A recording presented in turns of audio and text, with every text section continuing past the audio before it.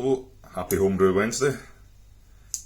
Today I'm going to be having my Belgian Golden Strong Ale, which I'll put the recipe into the description, but it's not particularly a complex one. I think this was from, it was either BYO magazine or Craft Beer and Brewing, their Teufel Belgian Golden Strong Ale.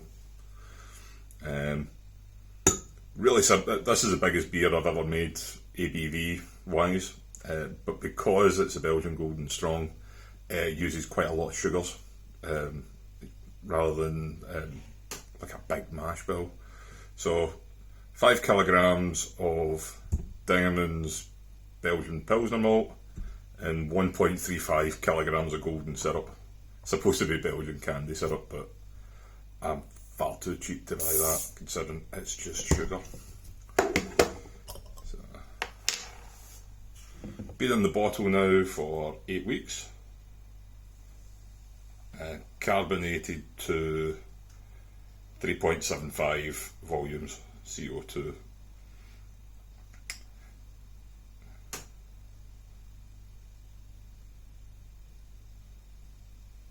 As you see, quite lively.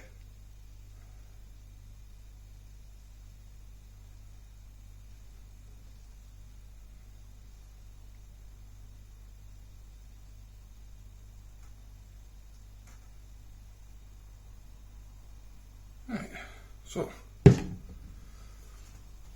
clarity. That's hard to tell in that glass, but I'm pretty pleased with that. It's definitely golden. Big fluffy white head on it. Very 3.75 volume, so I went for quite high carbonation.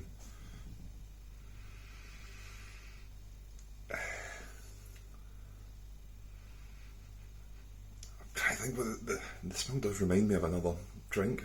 I actually think it reminds me of a spirit, like a fruit brandy type thing, a rakia. Yeah, so the brew day for this was quite difficult. It was fine right up until the last 10 minutes of the boil, where I'd seen something bobbing in the grandfather, and it was the rubber end to the filter. So I wasn't using a hops either. No, I think it only had about 40 odd grams of hops in it. So I'm just adding straight to the boil, but the filter cap came off. That bugged me.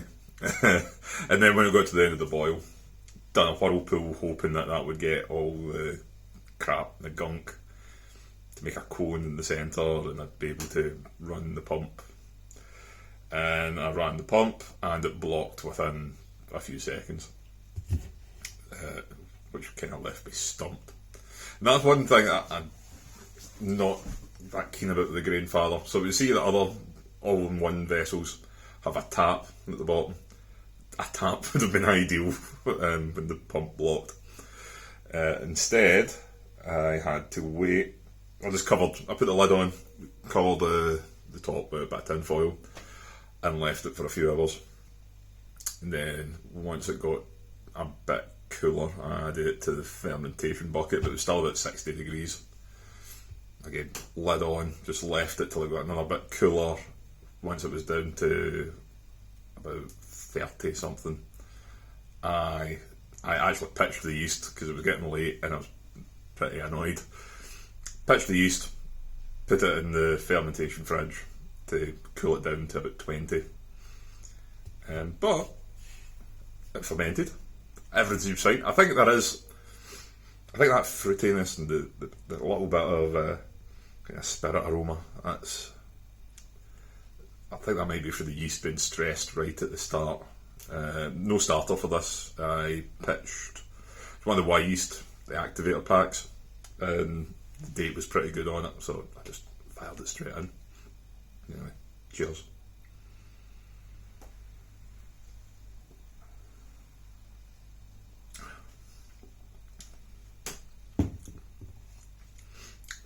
time's going by, the flavour's changing. So I tried it after about 3 weeks in the bottle, and it was,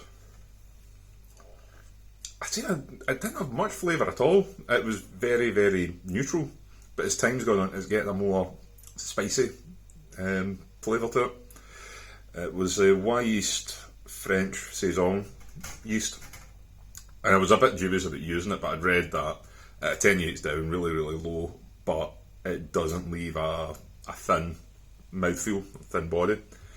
And that, I will say, it has done just that. It's got down to 1.002, but it doesn't feel watery when you're drinking it. It's got a kind of a bit of silkiness to it. Not full body like a stout or anything, but it doesn't taste thin or feel thin. But I wasn't keen about using Saisons because I don't like Saisons in general. I don't like peppery flavours, and I generally find them too dry and unpleasant. Saison de Pont, I hate. I've tried it a couple of times, tried to like it, it's just not for me.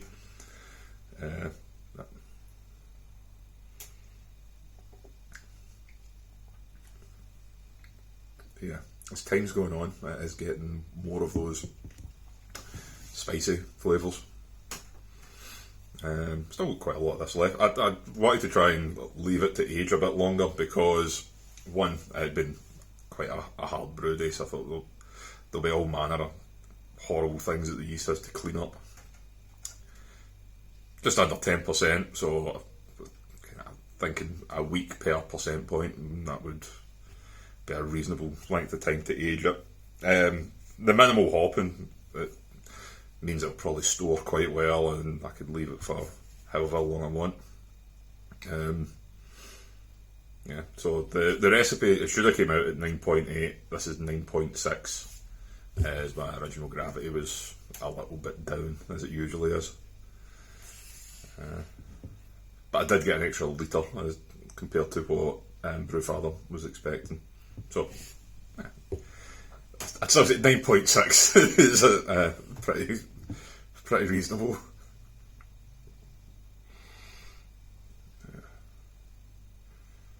I'm surprised that head retention's very, very good, considering it's just Pilsner malt and golden syrup. I would definitely make this again. I'd maybe ferment on the cooler side and try and suppress as much of those spicy phenolic type flavours. If I remember right, it's so pitched way too hot, nearly 30. Which is only, I think, slightly above the guide for that strain. I'd seen a few posts, people fermenting hot. But once it got down to 20, I started to ramp it up every day, just a little bit, half a centigrade, until it was up about 25. I think that's how I managed to get to attenuate out so far.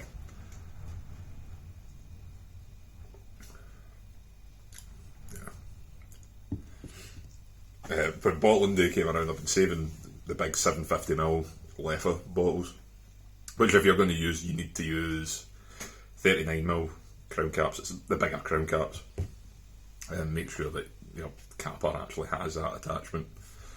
I did know that ahead of time, so it didn't come as a shock. So that sped up the bottling day a little bit, and I'm quite looking forward to trying it when it's been stored in the bigger bottles.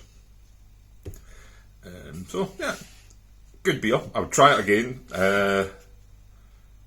hopefully without any issues with the filter cap. Since then, I positioned the filter so that the cap is pressed against the thermal well, and I use a hop spider now. I've always had a hop spider, never really enjoyed using it because I find them quite difficult to clean. Now I no longer care, it'll just get used. I find that when I do the cleaning programme with the grandfather, I just put in the hop spider as well. Stainless steel, it should behave the same way. Brewing wise, I made a pale ale on Friday there. That was the experiment using the really old packet of Voss Kvike that had been in a cool box for 2 years unrefrigerated. And brew day went fine, bit low on my OG. I'm cutting corners though, it's my own fault. I'm going to do something a little bit different next time and mashing in to make sure that I'm being as thorough as I really should be. What I've been doing recently is just slowly lowering the grain basket in with the grain already in, sort of a poor man's underletting. And I think that might be why I'm losing some points. Yeah, but anyway, so I made that and made it on the Friday. Pitched the yeast then as well, and I checked it following day. Didn't look like much was happening. Went out on the Sunday morning with a packet of dry Kvike, because I was kind of expecting to still see no life, but no, it was very active. I added anti-foam, so nothing escaped from the fermenter. I also don't think that lid has a particularly good seal on the fermenter. But thick krausen, you can actually see it through it's one of these kind of fermenting buckets. So you could actually see the massive clumps of Kvike through that. So very happy. Definitely alive. I added a dry hop on Tuesday morning. Then Wednesday today, first thing, I started the cold crash. I didn't take any samples, which is quite shoddy, but I'm pretty confident that it'll have done what it needs to do. So it went from 35 centigrade this morning at 7 o'clock. It's now 8 o'clock in the evening, and the fridge has brought down the beer to 13. So fridge is working hard, it's doing what it needs to do. I feel that that's probably quite an accurate temperature reading, as the probe's going right into the centre of the bucket. I added a thermal well, which is if you're using a fermentation fridge, I think is a good little mod for any brewing bucket you have. If it doesn't already have a thermal well, put one in. It's a few quid off of Amazon. Get one that is as big as the bucket will take and try and get it into the centre. So it's doing its thing. So yeah, cold crashing at 1 degree, and hopefully bottle that on Friday. When I've used Kvike in the past, I found that it rips through the main fermentation really quick, but when it comes to bottle conditioning, it still takes roughly the same time as any other ale yeast. Probably because you don't get the bottles as hot as you would with the main fermentation with Kvike. Yeah, so looking forward to trying that. It smells amazing. It's all Simcoe and Mosaic. Hopefully it doesn't get oxidised. Yeah. I've been lucky so far, touch wood. This weekend I'm just going to do the bottling. Not going to make any beer this week, but the following week I'm planning on making a Hefeweizen. And after that it'll be a Helles, and that should get rid of the majority of the grain I've got kicking about. I think I've still got some, it's mainly German malts I've got left, lots of Pilsner, wheat malt, and so Hefeweizen, Helles, and I think after that it will still be enough for a Kolsch, and then I'll order more grain. And hopefully now that we're getting out of lockdown, I can give away a lot of beer and clear my stocks, because I honestly don't drink anywhere near enough to justify how much I'm brewing at the moment. But what else is there to do? So I quite enjoy going out into the shed. Yeah. I think once those beers are done, or made, I should say, not done, as in drunk, that'll take a while. Looking at a couple of kind of more traditional British ales. I quite fancy doing a Hobgoblin clone and an Old Peculiar. And got that a couple of recipes off of BYO, which was I only took the online subscription rather than the actual physical magazine, and that's okay. Yeah, again, once lockdown's over and I'm back to having to commute to work and spending money on other things and going to the pub, I'll probably relook at some of the things I'm spending my money on, but at the moment it's fine. Head still hanging around. Going down a little bit.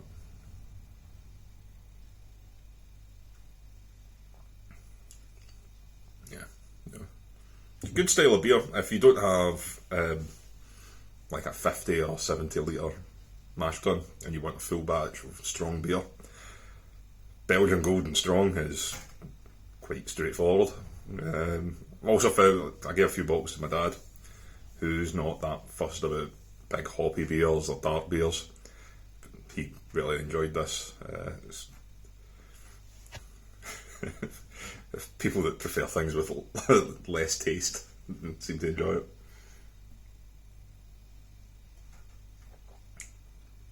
I see, getting quite spicy as time's going over. Time's going on. Yeah, so that's pretty much it. Like I told you last time, plans to get rid of those shelving units and put in a worktop. Also got a plan to make a cover for those switches that are directly underneath the fan before I electrocute myself. Those. So that fan's absolutely dripping with condensation when we get to the full boil. Hopefully as the weather warms up it won't be as bad, but in the middle of winter it was a real pain having to wipe it down pretty much every 5-10 minutes. Because if you don't, the water would just drip and then pool on top of the switches. Which even with my rather limited knowledge of electrics and possible cavalier attitude towards it, I know is not a good thing. So I want to get that sorted. So it's going to be a little cover that will go at an angle and take away any drips that land above it. And failing that, if that doesn't work, I'm going to swap out the switch and the sockets for outdoor waterproof ones, which wouldn't be ideal, but I think it'd probably be safer. So yeah.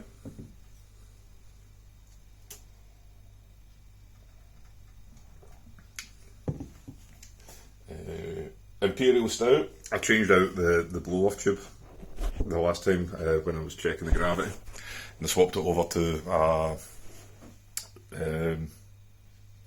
airlock, and I thought it would be completely done. However, I don't know if you can see, but it looks like there is still some activity. I've not actually witnessed any bubbles, but it looks like, just going by that pattern of bubbles, they must still be coming through in some way. So hopefully it's still just slowly fermenting out and getting the last few points. Because if it finishes as is, it's not particularly imperial. It's like 8.2 or 1/9. That's that's the arbitrary number that I've decided is imperial. Yeah. So yeah, that's pretty much it. Nothing else to report this week. So, hope everyone is having a good time and putting up with lockdown as much as they can. Cheers. See you next time.